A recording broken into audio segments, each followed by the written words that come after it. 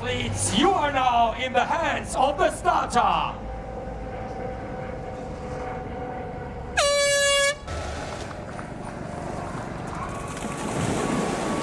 So the women's race gets underway here in Dubai. Our Race to Qatar leader, Kate Woff, in the yellow cap, has the potential here to lay down a marker in this series. A win, and she'll be in control of her destiny come Qatar. But a returning Julie Deron will have something to say about that. A race winner already this year. She's in the red cap.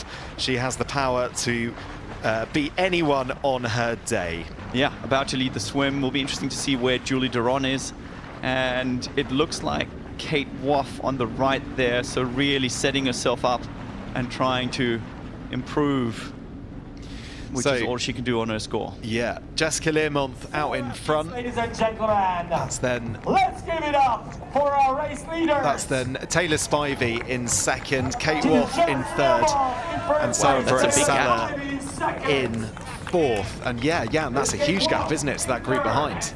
Yeah, absolutely. They looked strong and like they were together, but just as we switched over to the men's race again, we saw Kate actually taking the outside line, looking from the swimmer's perspective, which seemed to be the one that made the difference for Vincent as well. So it's crazy how much the current seemed to play in here. And really, really interesting, also for Lucy Deron's return statement as to where she's going to be coming out of the water. 33 seconds back for Julie Deron, so definitely did very, very well to make that group. Georgia Taylor-Brown just in front of her. That was when they came out the water. Julie Deron out the front of this race. I mentioned, of course, that she had that win in San Francisco this year. Second in Vancouver. So a couple of very, very decent results as Jessica Learmonth goes back into the lead. The lead changing here in Dubai almost every 100, 200 meters or so. See Georgia Taylor-Brown. Look at this interesting cornering technique. How much further, how much wider Georgia is going to carry more speed. On paper, I couldn't tell you who's going to be the quicker one. Jess, always one to entertain. She doesn't hide the fact that she's suffering from the heat. Cooling herself down with some water. That she's been back on the T100. She finished 5th in San Francisco, 6th in Vancouver. Sadly, that's a DNF from London. But she is very much feeling at home across the T100 distance. This is actually interesting because this is Julie taking the lead, and we talked about the mental game earlier on of sitting in and Jess Learmonth really pacing these two ladies. And I wonder if Julie is using this to actually make a move, because that would, to me, make sense in terms of being aggressive towards Kate. I don't know if you saw Kate sitting back. We've seen her kind of, 6-7 seconds off the lead, probably a little bit more than if you were ideally spaced, and really taking, the bull by the horns and taking charge of this race and not just waiting for Jess to chauffeur her into T2. Nice smooth transitions from both Julie Deron and Jessica Learmonth as the run part of this final part of this women's race gets underway here in Dubai. And we're going to start to understand just how much of an impact that bike leg has had on the legs of these athletes. Kate Woff just arriving just behind. Look at that, Julie, no socks. That is doing it tough. I mean, it's very traditional to do that in the Olympic distance, but once you start going further than 10Ks, the risk of blisters is just tremendous, especially in these kind of conditions. Lots of sweating, lots of fluid being poured over your head, and all that salt basically goes to your feet. And you want to make sure that you don't get in blisters here, but she is taking charge. Risky but smart transition. I think actually she always does it this way. She's probably used to it. Well, you got to remember she rode in last and she chose to put on socks. And looking at this shot, Jess Learmonth also didn't put on socks, which is risky again. I mean, considering she's had some calf issues and they're all within reach. If it was 17 seconds, that is probably within 10 seconds already. A run battle here in Dubai that you would think is going to happen in the not too distant future, but Julie Duron is a rapid runner. There's slight question marks about the sort of form that she's in, as I said, given that injury that she's coming back from. But this is a genuine run battle. They actually both look really good. I think Julie Duron is building back her strength. She's maybe not at the very top of her game, but for her, if Kate keeps herself together, it really stays within her hands. It's just a question of the race to Qatar and what happens in that dynamic, right? Because all of a sudden we have three potential favorites with Lucy, with Kate, and with Julie, who, you know, on their best day can really go and shake up the standings.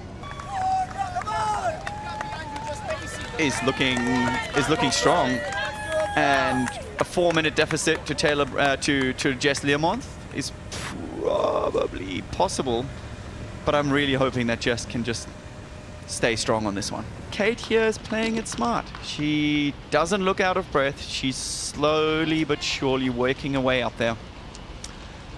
Looks like we're in for a battle. Oh, yes, that's good. Very much looking forward to seeing how this one plays out. Ooh, on that camera angle, however, it doesn't look quite as close as it did. You can really see how she's almost heaving herself up with the arms, just using the cadence set. Strength-based running is definitely something that you can see she excels at.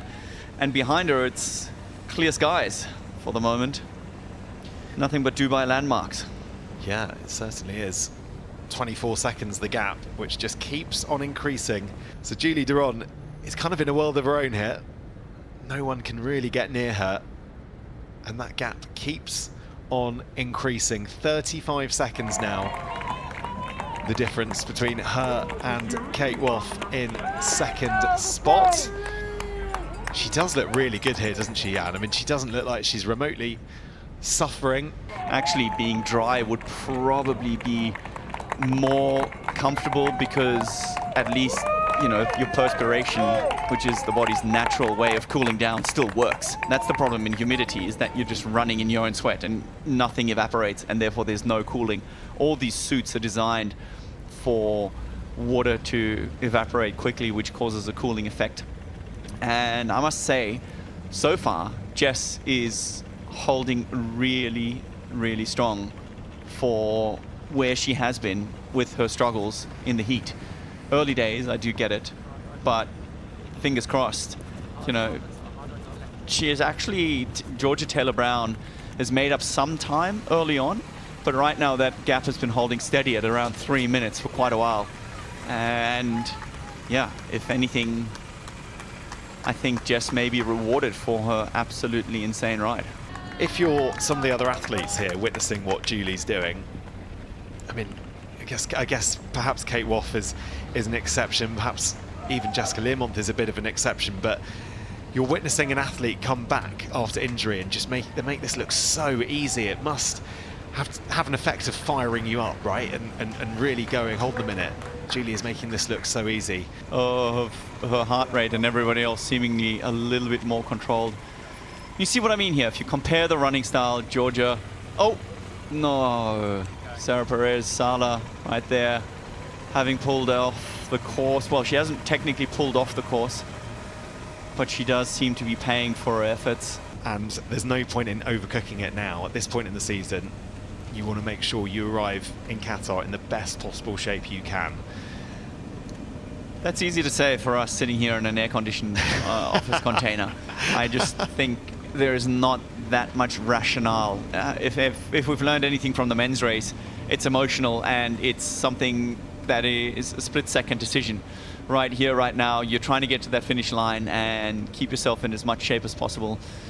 She was trying to improve on an already good situation. She was really just trying to get a few extra points to cushion and play for some sort of safety, as well as a $25,000 prize purse. But winner's check, I should say. It's a $250,000 prize purse. And yeah, I think that's just one of those situations where she would have gone into Qatar not wanting to take a chance anyways, but going for the win.